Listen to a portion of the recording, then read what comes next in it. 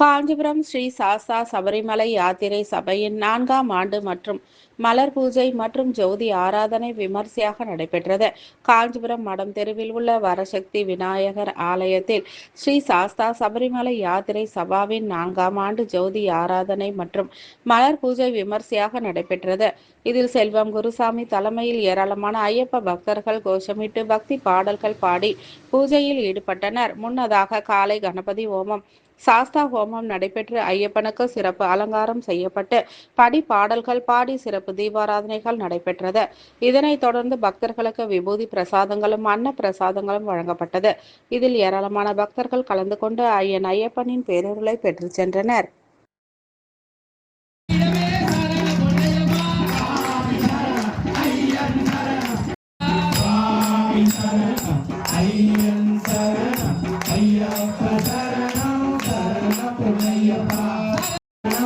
Ayyappa